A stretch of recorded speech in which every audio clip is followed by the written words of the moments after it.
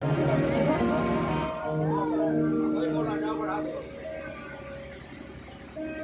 जन्म होता है और भगवान का अवतार होता है, क्योंकि उच्च पदार्थ अधः अवतरते इति अवतार है। जो ऊंचे पद को छोड़ करके नीचे आकर के छोटे पद को स्वीकार करे वो परमात्मा है, इसीलिए उनका अवतार होता है। भगवान इस त्रिलोकी को राज्य को छोड़ करके इस धरती पर आकर के एक साधारण मनुष्य का जीवन जीते, इसलिए वो भगवान है और उनका अवतार होता है। अच्छा, ये भगवान ही कर सकते हैं, अवतार भगवान ही ले सकते हैं, इंसान नहीं ले सकते। कि बड़े सिंहासन को छोड़ करके भगवान छोटे सिंहासन को भी स्वीकार कर लेते हैं, लेकिन इंसान नहीं कर सकता। अगर प्रधानमंत्री नरेंद्र मोदी से आकर के कहा जाए कि तुम हमारे गांव से सरपंच बन जाओ, सरपंच पद के लिए खड़े हो जाओ, तो महाराज नहीं खड़े होंगे, क्योंकि वो बड़े पद पर हैं और इस छोटे पद को स्वीकार नहीं करते। लेकिन परमात्मा बड़े होकर के भी छोटे पद को स्वीकार कर लेते हैं, इसलिए भगवान का अवतार होता है।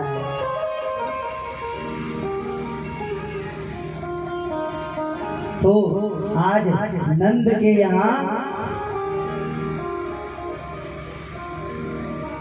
भगवान का अवतार हुआ है, जन्म हुआ है। भगवान किसके यहाँ आते हैं? भगवान नंद के यहाँ आते हैं। नंद यति सर्वजनान इति नंद, जो सभी जीवों को प्रसन्न रखे उसके यहाँ भगवान आते हैं। भगवान किसके यहाँ आए? नंद और यशोदा के यहाँ। यशः ददाति इति यशोदा, जो दूसरों को यश दे वो यशोदा है।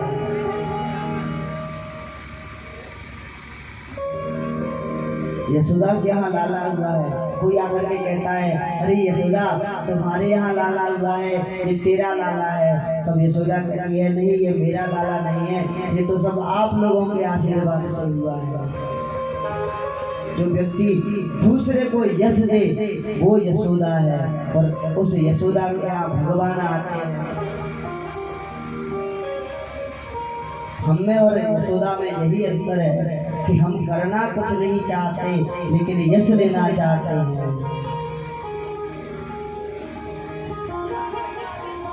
हम मान प्रतिष्ठा बहुत चाहते हैं लेकिन करना कुछ नहीं चाहते। लेकिन ये यशोदा सबसे कहती है नहीं, मेरा लाला नहीं है, ये तो तुम्हारा लाला है, क्योंकि तुम सबके आशीर्वाद से ये मुझे मिला है, इसलिए ये तो आप सबका है।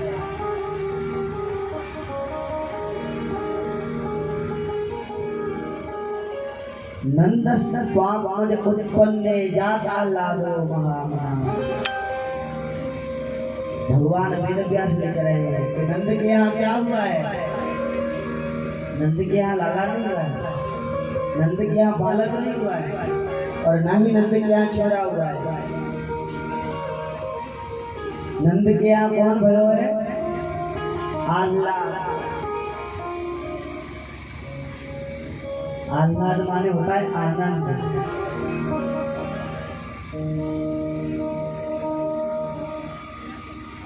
और आनंद केवल भगवान को प्राप्त करने के बाद ही मिलता है, संसार में नहीं मिलता। इसीलिए लिखा है कि नंद के यहाँ परमात्मा प्रकट हुए हैं, तो भगवान ने ही कहा, क्या कहा कि आज नंद के यहाँ तो आनंद हुआ है,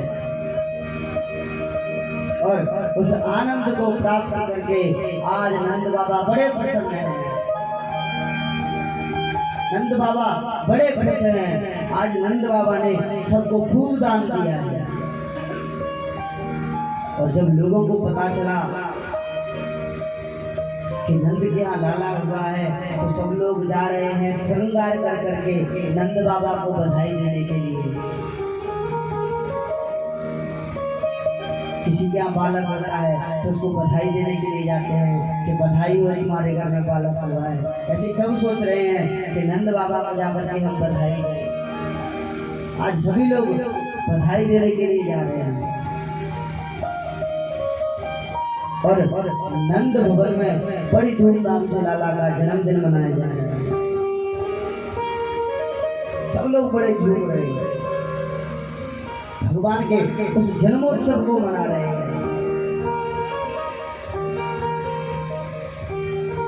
और सब लोग सज धज के आज नंद जी के महल की तरफ जा रहे हैं। तो कहते हैं इस ब्रज में एक 80-85 साल की बुढ़िया थी, तो उसने सुना कि मेरे नंद के यहाँ लाला का जन्म हुआ है, तब तो आज ये भी सोच रही है कि मैं भी जाकर के नंद बाबा को बधाई दूं। आज मैं भी जाकर के नंद बाबा को बधाई दूंगी। ये बूढ़ी हो गई है, किसी आंख से दिखाई नहीं देता है और महाराज उसके एक भी दांत नहीं है, लेकिन जब सुना है कि नंद के यहाँ लाला हुआ है तब आज ये भी श्रृंगार कर रही है, तैयार हो रही है नंद जी के उत्सव में जाने के लिए, तैयार हो रही है। महाराज इसे दिखाई नहीं देता है तो जो आंखों में लगाने वाला काजल होता है उसे होठों पे लगा लेती है, होठों पे लगाने वाली लाली उसे आंखों में लगा करके और आज गई है नंद भवन में बधाई देने के लिए। और नंद जी के उस भवन में सभी लोग झूम करके बधाई गा रहे हैं, नाच रहे हैं, सब लोग नाच रहे हैं। कहते हैं वहां पर सब लोग एक दूसरे को माखन मिश्री का गोला मार रहे हैं। सब लोग इतने प्रसन्न हैं, कोई किसी की नहीं सुन रहा है। अब ये बुढ़िया जा करके पूछती है, अरे ये बताओ कहाँ भयो है?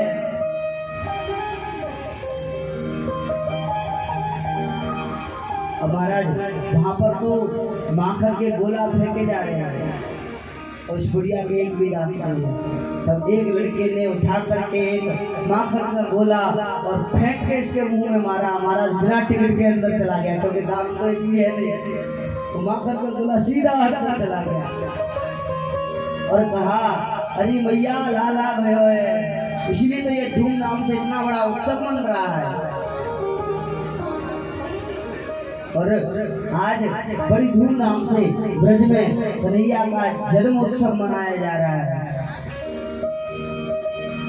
सारे ब्रजवासी झूम झूम करके नाच रहे हैं और नंद बाबा के यहाँ जो भी बधाई मांगने के लिए आते हैं, नंद बाबा वो जो मांगते हैं उन्हें प्रदान कर देते हैं।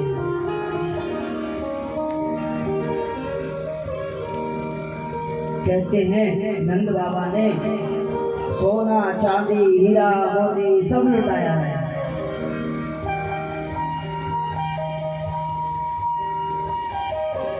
सभी लोग बड़ी प्रसन्नता से जाकर के नंद बाबा के यहाँ से मांग रहे हैं कि आपके घर में लाला हुआ है, इसलिए हमें बधाई दे दो।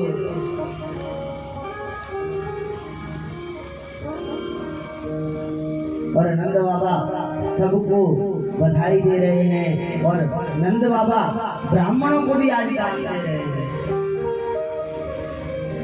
क्योंकि नंद बाबा सोच रहे हैं कि बड़ी खुशी का समय आया है, इसलिए ब्राह्मणों को भी आज दान दिया है। जो भी याचक आता है नंद बाबा उसे जो मांगता है दे देते हैं। और देखिए भागवत में लिखा है, अगर आपके पास में धन है और अगर कोई याचक आकर के आपसे मांगता है तो उसे मना नहीं करना चाहिए, नहीं तो वो आपके सारे पुण्यों को लेकर के चला जाता है। इसीलिए उसे कुछ भी दो पर दे दो। याचक को कभी भी खाली हाथ नहीं लौटाना चाहिए।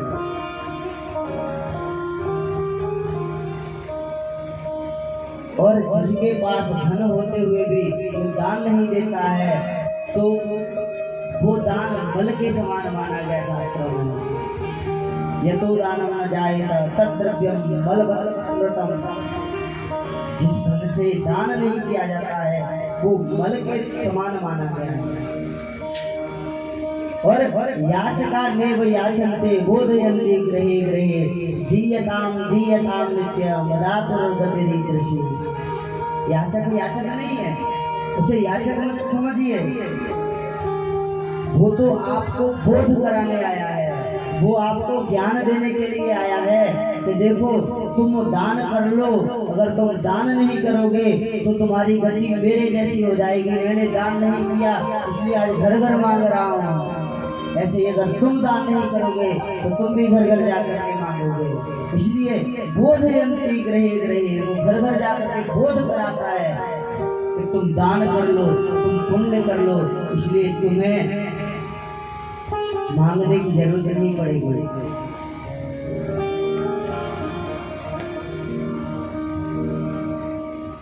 इसलिए पानी बाढ़े नाव में, घर में बाढ़े दाम, दोनों हाथ खुलीजिए यही सयानो काम, यही सयानो काम राम को सुमिरन कीजिए और परमार्थ के काज शीश आगे धर दीजिए।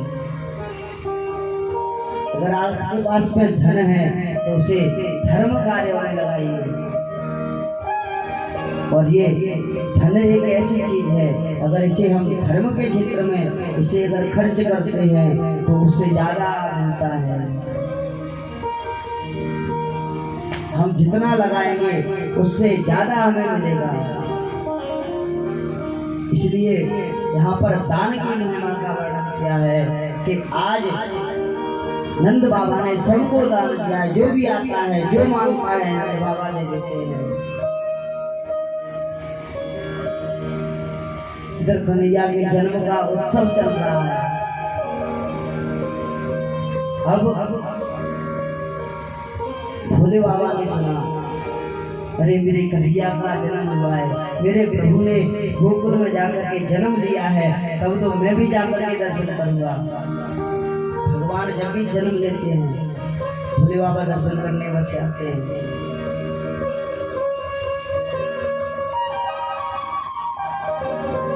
आज भोले बाबा सोच रहे हैं कि मैं भी दर्शन करने के लिए जाऊंगा। अब भोले बाबा दर्शन करने के लिए आएंगे।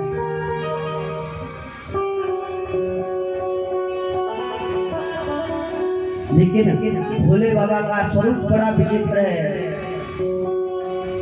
जाकर के मैया यशोदा जी से दरवाजे पर खड़े होकर के कहते हैं, अरे मैया मैं तेरे लाला का दर्शन करने आया हूँ, तेरे कन्हैया का दर्शन करने आया हूँ, मुझे तू अपने लाला के दर्शन करा दे।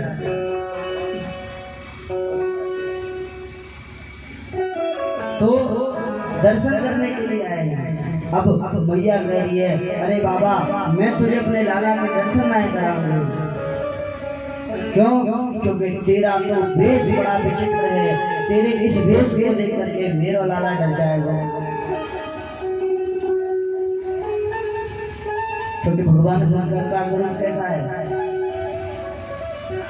गले में सर्पों की माला पड़ी हुई है, शीश पर चंद्रमा है, शीश पर गंगा विराजमान है, कानों में बिच्छू लटके हुए हैं, बड़ा विचित्र शरीर स्वरूप है, चिता भस्म लेपे हुए हैं पूरे शरीर में। भैया कह रही है, बाबा तेरा स्वरूप बड़ा डरावना है, मेरा लाला तेरे रूप को देख करके डर जाएगा, इसलिए मैं तुझे अपने लाला को ना दिखाऊंगा। और भैया ने दरवाजे को बंद कर दिया है।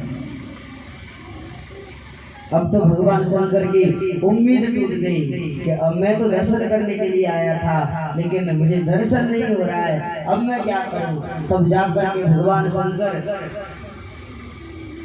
एक पेड़ के नीचे धुनी रमा करके बैठ गए। धुनी रमा करके बैठ गए आज भगवान शंकर।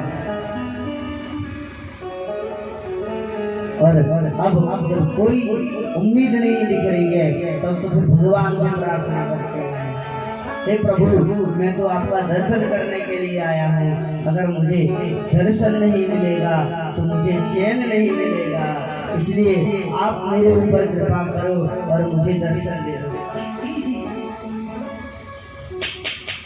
और फूला भंडारी आया मोहन तेरी गली। भगवान शंकर आए, बड़ा प्यारा भाव है। भोला भंडारी आया मोहन तेरी गली में, भोला भंडारी आया मोहन तेरी गली में, भोला भंडारी आया मोहन तेरी गली में, भोला भंडारी आया कान्हा तेरी नगरी में, भोला भंडारी आया कान्हा तेरी नगरी में, मोहन तेरी गली में, कान्हा तेरी गली में, मोहन तेरी गली में, कान्हा तेरी गली में, मोहन तेरी गली में, गली में कान्हा तेरी गली में, मोहन तेरी गली में, कान्हा तेरी गली में, भोला भंडारी आया कान्हा तेरी नगरी में, भोला भंडारी आया कान्हा तेरी नगरी में।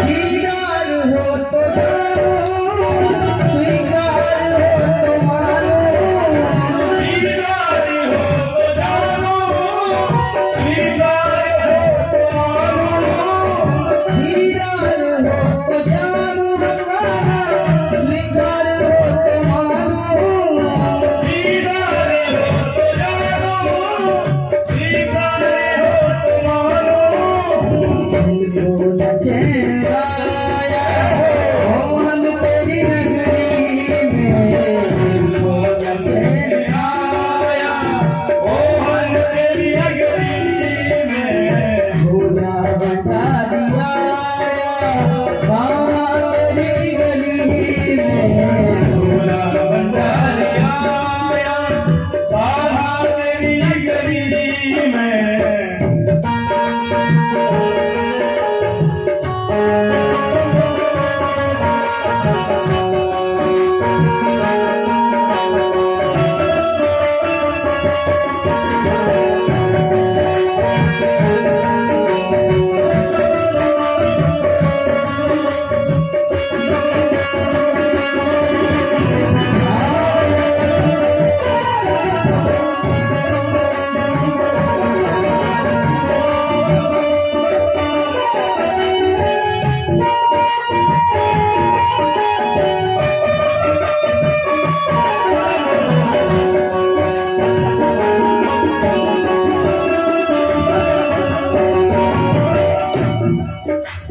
और देखिए कह रहे हैं प्रभु, अगर मुझे दर्श की भिक्षा नहीं मिलेगी तो मुझे शांति नहीं मिलेगी, इसलिए कृपा करके आप मुझे दर्शन दे दो।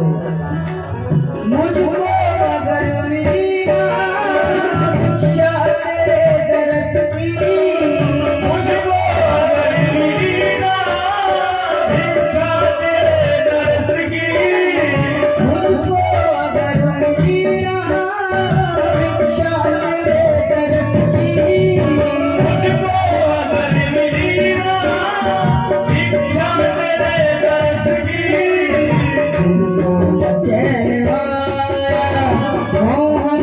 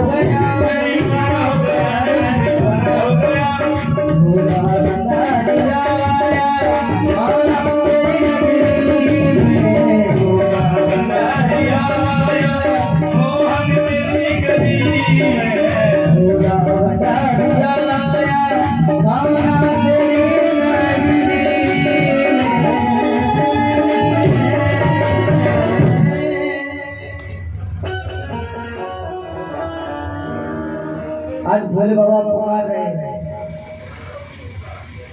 हे कन्हैया अगर मुझको अगर मिली ना भिक्षा तेरे दर्श की, दिल को न चैन आया कान्हा तेरी नगरी में। अगर मुझे तेरे दर्शन की भिक्षा नहीं मिलेगी तो मेरे दिल को चैन नहीं आएगा। इसलिए प्रभु अब तो मुझे दर्शन आप ही करा सकते हैं और कोई नहीं करा सकता।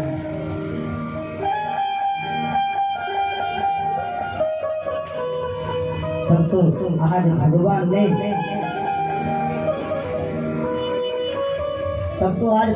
ने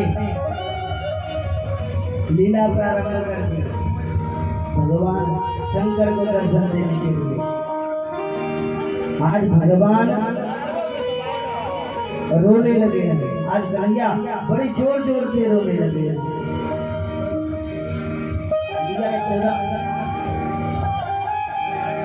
आज कन्हैया को चुप करा रही है कि लाला चुप हो जा, बेटा चुप हो जा, लेकिन कन्हैया बड़ी जोर जोर से रो रहे हैं। मैया कह रही है पतो ना जा मेरे लाला का है गया है, ऐसो तो जे कहू ना रो है, आज इतनी जोर जोर से काहे रो रहे हो, इतनी जोर जोर से क्यों रो रहा है?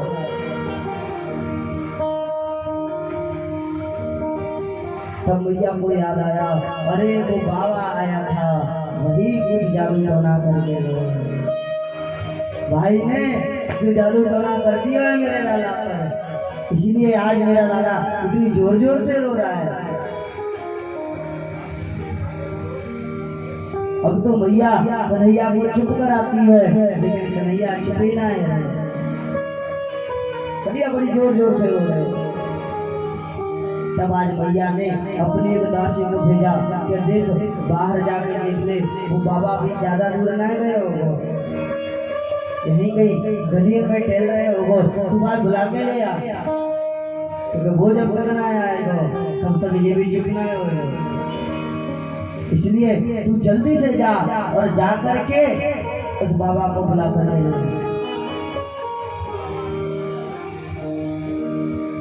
अब तो एक दासी जाकर के भगवान शंकर के पास में पहुंची है, और भगवान शंकर से कहा कि आपको मैया बुला रही है। तो अब भगवान शंकर कह रहे नहीं मैं नहीं जाऊंगा। जब मैं गया था बालक को देखने के लिए, उसके लाला को देखने के लिए, तब उसने दर्शन नहीं कराया, मैं भी नहीं जाऊंगा। दासी बोली अरे बाबा वो बालक बड़ी जोर जोर से रो रहा है, चुप भी नहीं हो रहा है, तुम चल करके उसे चुप करा दो।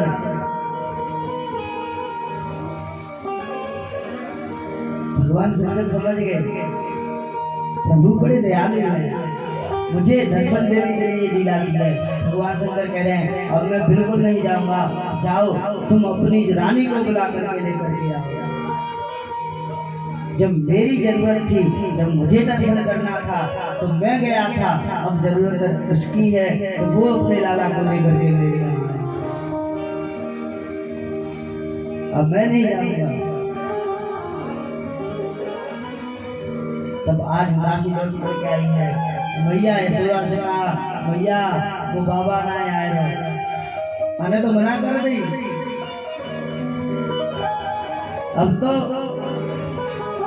अगर लाला ठीक करना है तो हमें ही जाना पड़ेगा, हम जाएंगे तभी हमारा कन्हैया चुप होगा। इसलिए अब हम ही चलते हैं लाला को लेकर के। तब आज सभी मिल करके जा रहे हैं लेकर के कन्हैया को, कहाँ जहाँ शंकर जी बैठे हैं।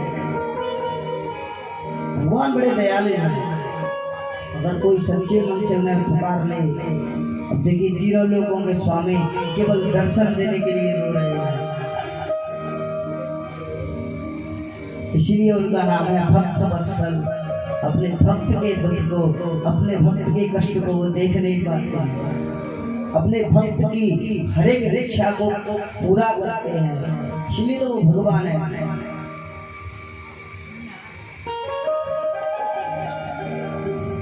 आज मैया लेकर के गई है और जैसे ही जा करके शंकर जी को उस छोटे से कन्हैया को दिया है, छोटे से लाला को दिया है। और जैसे ही शंकर जी की गोद में गए कन्हैया और एकदम से चुप हो गए। और भगवान शंकर को देख करके बड़े जोर जोर से हंस रहे हैं। भगवान शंकर कह रहे हैं ये केशव, मैं समझ रहा हूँ तुम क्यों हंस रहे हो। आप बड़े दयालु हैं, आप बड़े भक्त वत्सल हैं। मैं तो सोच रहा था कि आज मुझे बिना दर्शन के ही जाना पड़ेगा, लेकिन आप बड़े दयालु हैं। भगवान शंकर दर्शन करके चले गए। और इधर नंद बाबा, एक दिन मथुरा का राजा है कंस, तो कंस को कर देने के लिए गए, वार्षिक कर देते थे। तो ये कर देने के लिए आज चले गए। और इधर कंस बड़ा भयभीत हो गया है, कंस बड़ा डरने लगा है। जब से आकाशवाणी हुई है कि तुझे मारने वाला तो इस ब्रज में पैदा हो गया, तो ये बड़ा डर रहा है। नारद जी ने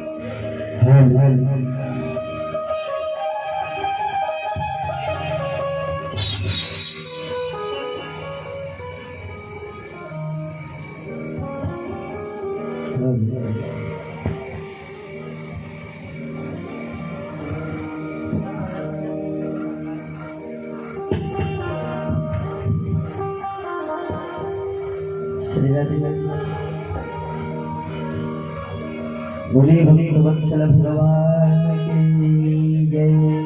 जय जय श्री राधेश्याम। जब से इस कंस को पता चला, कंस ने एक दिन नारद जी से पूछा कि मेरा ये बताइए कि मेरा काल कैसा होगा। तो नारद जी इसको बता करके गए हैं कि तेरा जो काल होगा वो काला काला होगा। तो कहते हैं अब ये जब भोजन करता है तो भोजन में अगर दाल में जीरा निकल आता है तो ये डर जाता है, इसको लगता है कहीं यही तो मेरा काल नहीं है, क्योंकि काले से इसको बड़ा भय है।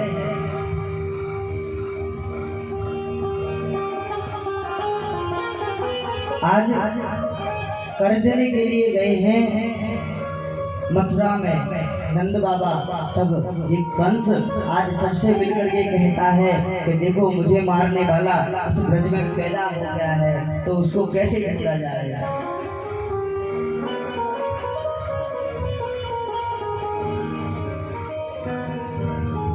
तब एक बकासुर है, बकासुर की बहन का नाम है बकी, माने पूतना।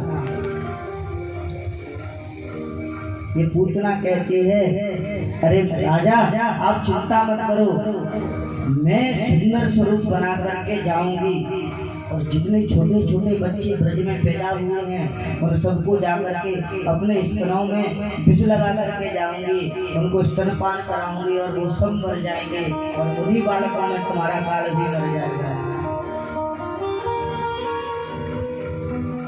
उन सब बालकों के साथ में तुम्हारा काल भी मर जाएगा, तुम डरो मत।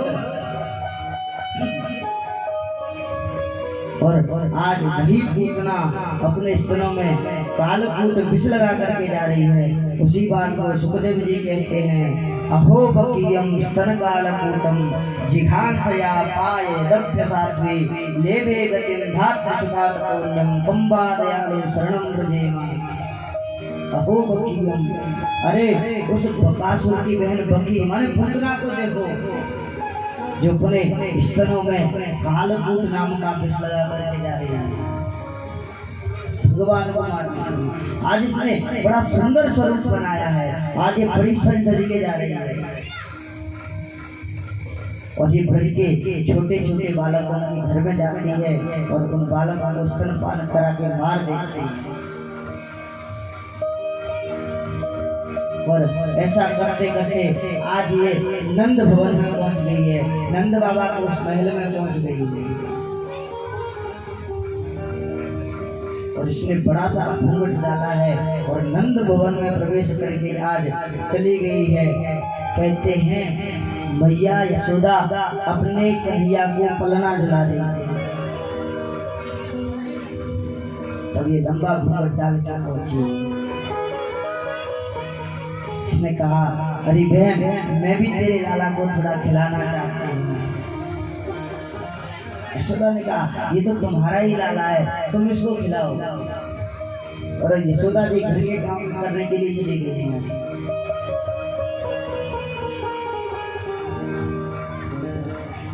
और ये पूतना आज उस पलना में बड़े भगवान को देखती है और यशोदा जी चली गई है। अब भगवान ने जैसे इस पूतना को पहले देखा है तो कहते हैं भगवान ने अपने नेत्र बंद कर लिए। भगवान ने अपनी आंखों को बंद कर लिया है। चराचरात्मा सन्निमीलित क्षण, भगवान ने उसी क्षण अपने नेत्रों को बंद कर लिया। परीक्षित ने पूछा गुरुजी भगवान ने अपने नेत्रों को बंद क्यों किया? सुखदेव जी कहते हैं कि भगवान के नेत्रों को बंद करने के कई कारण हैं।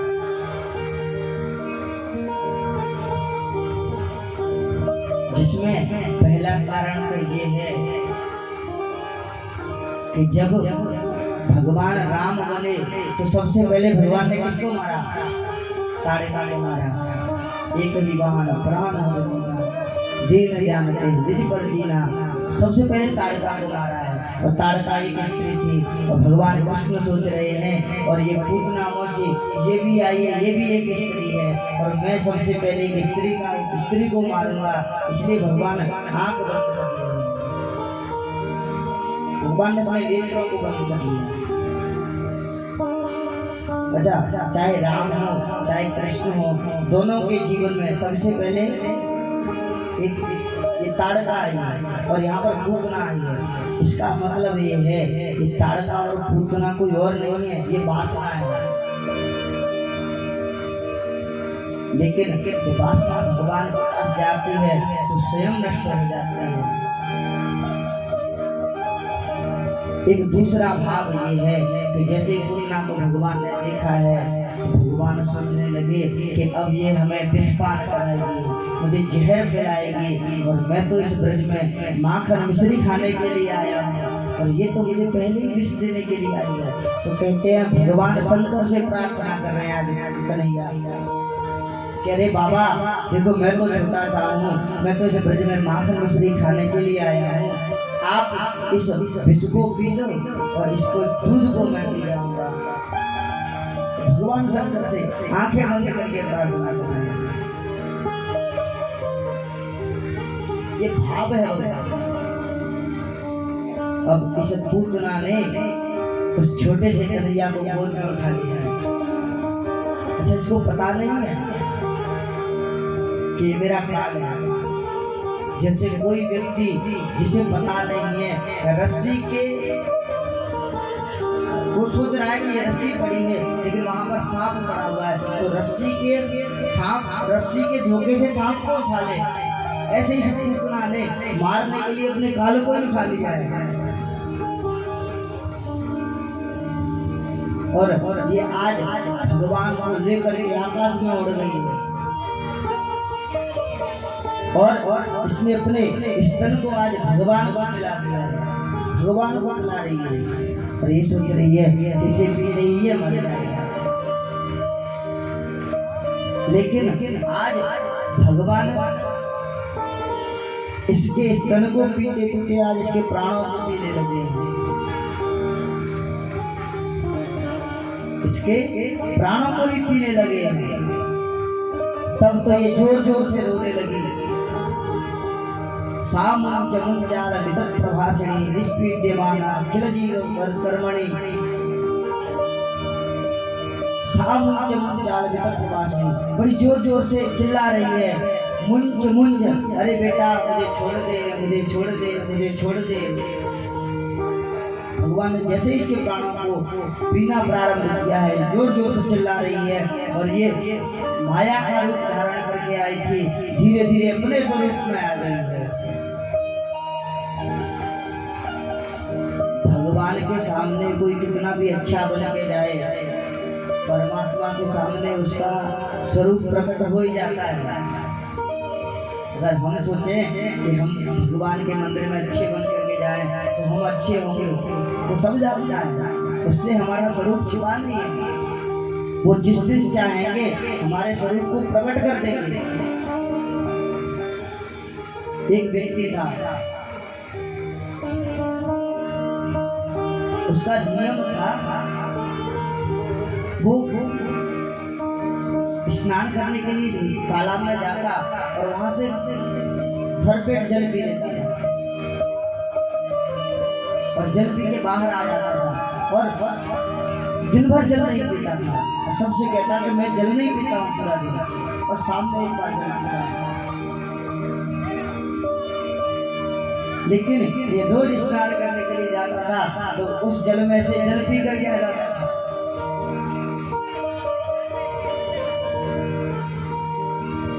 एक दिन भगवत कृपा से जैसे ये जल पी रहा था तो एक मछली आकर के कंठ में चली गई और जाकर फंस गई।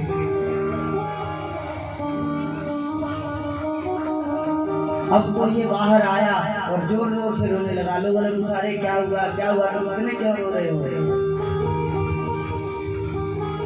अब बता नहीं रहा है कि इसकी पोल खुल जाएगी,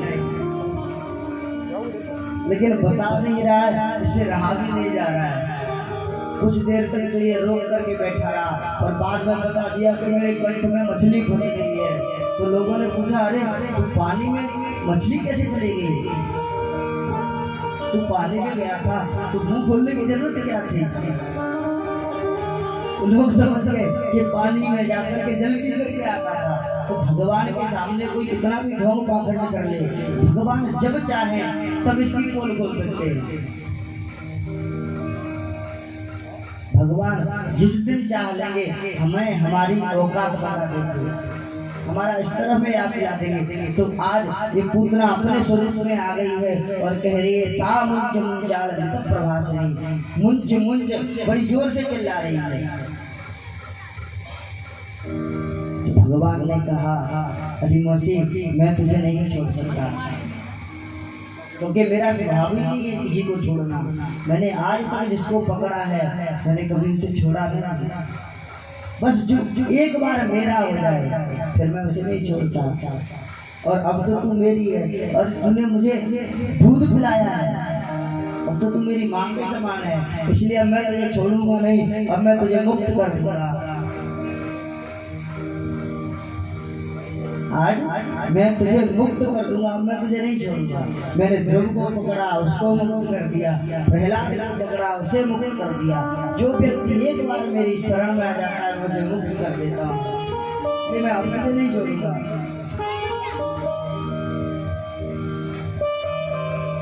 और ये जोर जोर से चिल्ला रही है और भगवान ने इसके प्राणों और इसका उद्धार किया गया।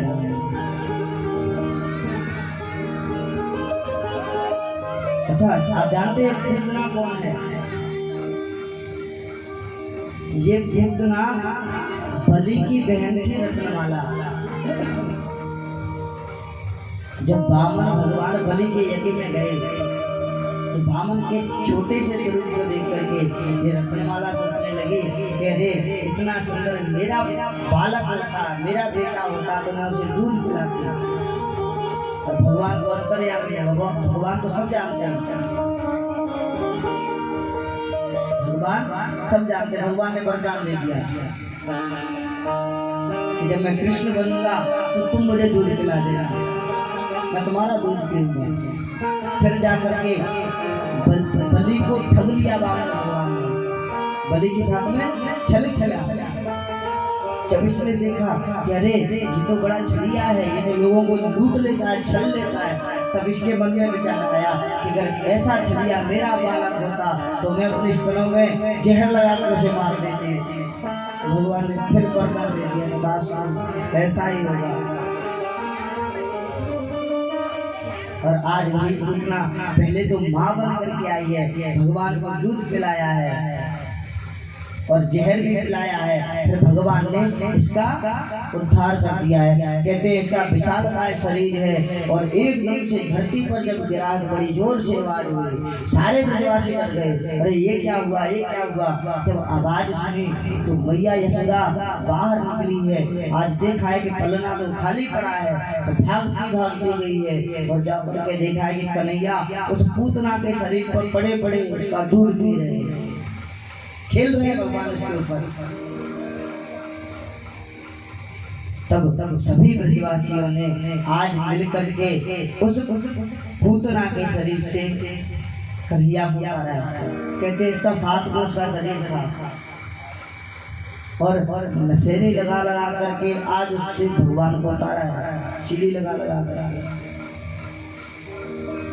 फिर कहा अब इसका क्या करें, तो उसके शरीर को काट काट करके ले जा करके जलाया है। और आज इतना बड़ा शरीर किससे उठेगा, उसको काट काट के लेकर गए। तो भगवान ने इस पूतना का उद्धार किया है। अब तो आज मैया सोच रही है कि अरे मेरे लाला को किसी की नजर लग गई है, इसलिए मेरे लाला पर इतनी आपत्तियां विपत्तियां आ रही हैं। तो मैया अपने कन्हैया को आज ले जा करके गैया की पूंछ से झाड़ा लगा रही है और मैया कह रही है इंद्रियाणि ऋषिकेश प्राणान् नारायणो बतो श्वेतवीर प्रतिष्ठितम मनोयोगेश्वरो बतो। भगवान ऋषिकेश मेरे बालक की इंद्रियों की रक्षा करें, प्राणों की रक्षा भगवान नारायण करें और श्वेतदीप के पति भगवान मेरे बालक के चित्त की रक्षा करें और भगवान योगेश्वर मेरे लाला के मन की रक्षा करें। ऐसे कह के मैया गैया की पूंछ से झाड़ा लगा और भगवान मन ही मन में हंस रहे हैं कि मेरी गैया कितनी भोली है, आज ये मेरे ही नामों को ले ले करके मुझे को झाड़ा लगा रहे हैं।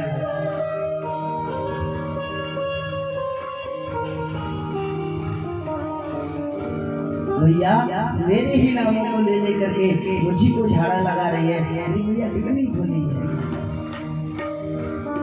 इस प्रकार से मैया ने भगवान की नजर उतारी है।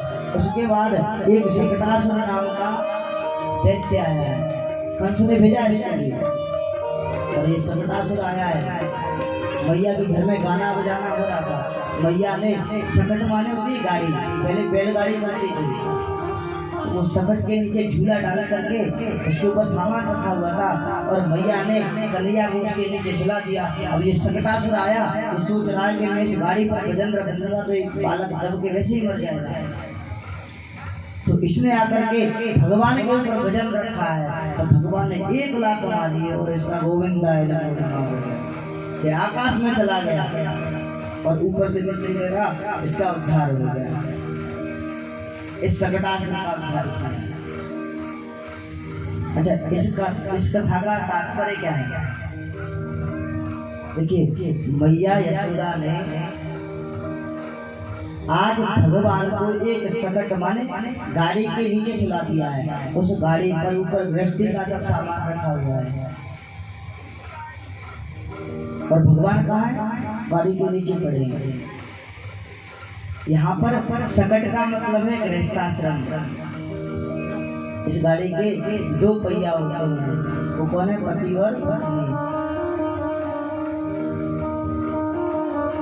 जब ये गृहस्थ व्यक्ति भगवान को गाड़ी के नीचे रख देता है और संसार की सभी वस्तुओं को ऊपर रखता है, मतलब भगवान की पूजा को महत्व नहीं देता है, केवल घर की वस्तुओं को महत्व देता है, कहते ऐसी शकट में भगवान लात मार करके तोड़ देते हैं। इसलिए घर में भगवान की पूजा प्रधान होनी चाहिए, बाकी कार्य बाद में होनी चाहिए। भगवान की पूजा प्रधान होनी चाहिए, भगवान की पूजा सबसे ऊपर होनी चाहिए, बाकी कार्य नीचे होने चाहिए। लेकिन हमारे जीवन में क्या होता है, हम घर के कामों को ज्यादा महत्व देते हैं, भगवान को बाद में देते हैं। अगर हमें कोई कार्य है तो पहले कार्य को करने जाएंगे, भगवान को बाद में भी देख लेंगे। हमारे लिए भगवान प्रधान नहीं, लेकिन भगवान प्रधान होने चाहिए। ये हमें भागवत बता रही है कि ऐसी जगत को भगवान लात मार देते हैं, उस घर में कभी शांति नहीं रहती, उस घर में कभी सुख नहीं रहता। और जिस घर में भगवान प्रधान होते हैं, भगवान की पूजा होती है, उस घर में कलेश नहीं रहता है, उस घर में शांति रहती है। इसलिए भगवान की पूजा जरूरी है। इस सकटासुर का उद्धार किया है। उसके बाद में कंस ने एक तृणावर्त के नाम के व्यक्ति को भेजा है। तृणावर्त आप जानते बवंडर आता है, तो इस चक्रवात कहते हैं। और ये तृणावर्त आया, घूमते घूमते भगवान को उड़ा करके ले गया है, मारने के लिए आकाश में लेके गया है। तो भगवान ने ऊपर जाकर के इसके गले को पकड़ के दबा दिया है और इसके प्राणांत कर दिया है। इसका गोविंदा है, नमो नमः हो गया है और ये ऊपर से नीचे गिर गया है। भगवान ने इसका भी उद्धार किया। भगवान ने सभी देवताओं को मार दिया। अब वसुदेव और देवकी जो कंस के यहाँ जेल में पड़े हुए हैं, एक दिन घूमते घूमते आज गर्ग जी इनके यहाँ पहुंचे। और ये गर्ग जी कौन है? गर्ग पुरोहितो राजन यदु नाम सुमहात्मा। ये यदुवंशियों के कुल पुरोहित हैं, यदुवंशियों के कुल गुरु हैं गर्ग जी। तो आज घूमते घूमते गए हैं वसुदेव और देवकी के यहाँ। तो वसुदेव ने कहा, अरे मेरा कन्हैया तो वहाँ पर है, एक काम करो गर्ग जी, तुम जा करके मेरे बालक का नामकरण कर दो।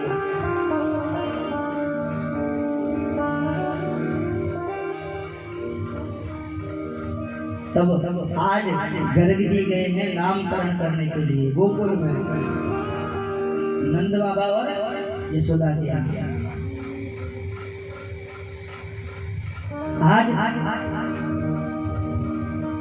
घूमते घूमते नंद बाबा के महल में पहुंचे हैं और नंद बाबा ने आज गर्ग जी का बड़ा स्वागत सम्मान किया है। और आज नंद बाबा कह रहे हैं, महाराज आप हमारे घर में जो छोटे छोटे बालक हैं उनका नामकरण कर दो, हमारे छोटे छोटे बच्चों का नामकरण कर दो आप। तब गर्ग जी ने कहा, देखो तुम हमसे अपने बालकों का नामकरण मत करवाओ, क्योंकि मैं तो यदुवंशियों का कुल गुरु हूँ, और अगर मैं तुम्हारे बालकों का नामकरण करूंगा तो कंस समझ जाएगा, उसे पता चल जाएगा और वो तुम्हारी बालकों को मार देगा, क्योंकि तुम नामकरण करवाओगे, सभी गांव वालों को बुलाओगे। इसीलिए तुम एक काम करो, हमसे नामकरण मत करवाओ। तो नंद बाबा ने कहा, अरे महाराज हम किसी को नहीं बुलाएंगे, हम घर के एक कमरे में कर लेंगे नामकरण, हम किसी को नहीं बुलाएंगे। तब गर्ग जी ने कहा, ठीक है मैं तुम्हारे बालकों का नामकरण कर देता हूँ।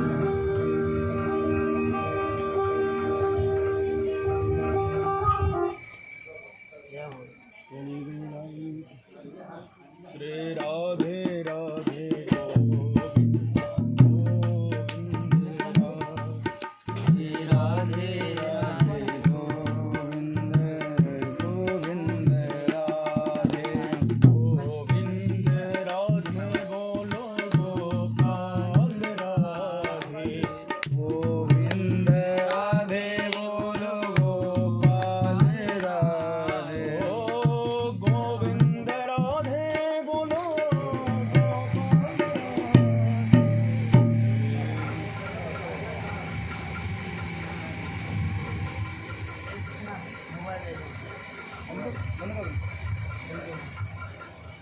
अपना हरि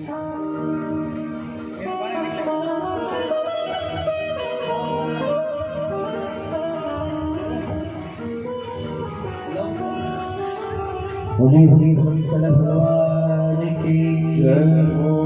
जय जय श्री राम। नंद बाबा कहते हैं कि मैं किसी को नहीं बुलाऊंगा, महाराज आप चुपके से मेरे बालकों का नामकरण कर दो। तब आज गर्गी जी मान गए हैं और नंद बाबा के यहाँ दो बालक हैं, क्योंकि एक रोहिणी का बालक है जिसका नाम बलराम है। ये रोहिणी जी वसुदेव जी की पत्नी है। ये जब 7वें गर्भ में बलराम जी आए थे तो योग माया से इस गर्भ को रोहिणी के गर्भ में स्थापित किया था। तो ये रोहिणी के बालक हैं और यशोदा जी के यहाँ कन्हैया का जन्म हुआ। इनका नामकरण नहीं हुआ है। तब आज गर्ग जी से कहते हैं कि आप इन दोनों बालकों का नामकरण कर दीजिए। तब दोनों माताएं आपस में बात करने लगी कि एक काम करते हैं, पहले चल के ये देखते हैं कि ये महात्मा ये बाबा कुछ जानता भी है कि नहीं है, इसकी परीक्षा लेते हैं। तब दोनों माताओं ने अपने बालकों को बदल दिया है। रोहिणी ने कृष्ण को ले लिया है और यशोदा ने बलराम को ले लिया है। और जाकर के आज गर्ग जी के सामने बैठे और कहा, महाराज हमारे बालकों का नामकरण संस्कार आप कर दो। तब आज गर्ग जी कहते हैं, अरे रोहिणी तुम्हारी जो गोद में है वो तुम्हारा बालक नहीं है, वो तो यशोदा का बालक है। तुम अपने बालक को अपनी गोद में लो, फिर मैं तुम्हारे बालक का नामकरण करूंगा। और यशोदा तुम अपने बालक को रोहिणी से ले लो। ओके, तुम लोगों ने गलती से अपने अपने बालकों को बदल लिया है।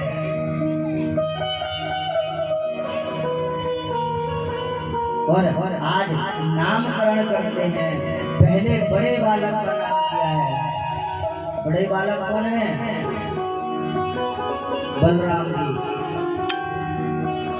तो इनका नाम तो रखा राम।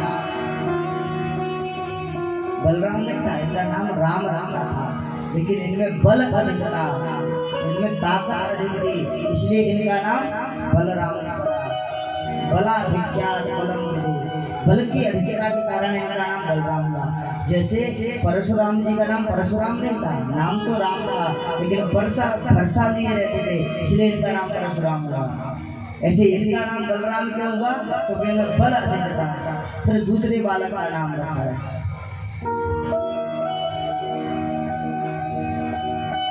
कहा, अरे यशोदा तेरे बालक का नाम कर्षण जीवा नाम चित्तम इति कृष्ण, इसका नाम कृष्ण होगा, क्योंकि ये सभी जीवों के चित्त को अपनी ओर आकर्षित कर लेता है, इसलिए इसका नाम कृष्ण होगा। और ये वसुदेव का पुत्र है, इसलिए इसका नाम वासुदेव होगा। अब तो आज माता यशोदा चौंक गई कि वसुदेव का पुत्र। अब गर्ग जी सोचने लगे ये मैंने क्या कह दिया। तब समझाया कि कभी ये आज तुम्हारा पुत्र है, इससे पहले ये वसुदेव का पुत्र था, अभी तो तुम्हारा है, लेकिन इससे पहले ये वसुदेव का पुत्र था, इसलिए इसका नाम वासुदेव था। बताया नहीं कि वसुदेव का ही है, कहा कि ये वसुदेव का पहले पुत्र था, इसलिए इसका नाम वासुदेव होगा। और देखिए भगवान के नाम तो अनेक है, भगवान के नाम की कोई गिनती नहीं है। जिसको जो अच्छा लगता है वो भगवान को उसी नाम से पुकारता है।